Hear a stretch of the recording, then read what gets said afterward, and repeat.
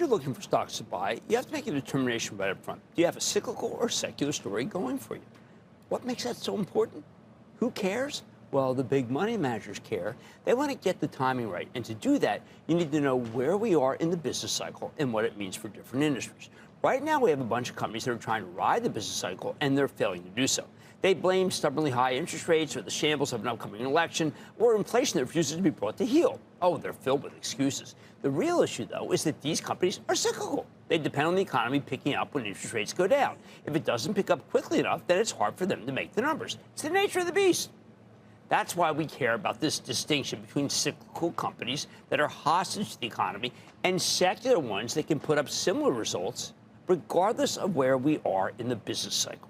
That's what we're looking for. Periodically, though, you find a company can straddle both the cyclical and the secular worlds, and when you find them, well, then you got to treasure them. Think Home Depot, which since going public in September of 1981 is up more than 1,000,000%.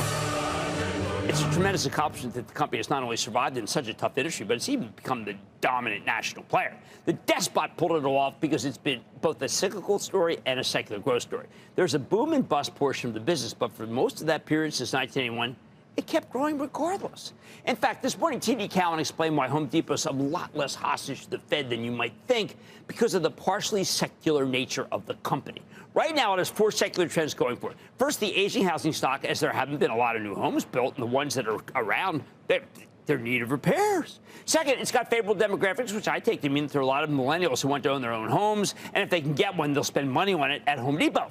Third, the housing shortage is driving higher prices for homes, which plays right into the despot's hands because they do so much business with professional contractors. And boy, the way they've upped the ante with this SRS acquisition. Finally, fourth, there's plenty of home equity money sloshing around to redevelop and renovate. Cowen says these trends are very underappreciated. I agree with them. I come back and say, but ultimately it doesn't matter. When a company makes its numbers in lean times, the bad part of the cycle, that speaks loudly, and investors are listening.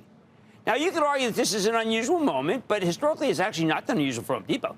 Their hybrid model works. The company's secular characteristics carry it through the cyclical pain, so even if the Fed doesn't move with alacrity to cut rates, Home Depot will still prosper. Or to put it the way they do, when your house is appreciating in value like they've been for the last couple of years, right, because of the housing shortage, then renovations are not an expense. You regard them as capital investments, which means you spend more than you might have expected. That's the essence of what Home Depot thrives on.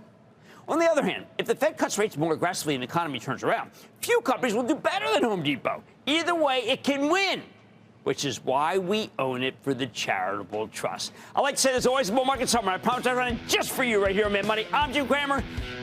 See you tomorrow.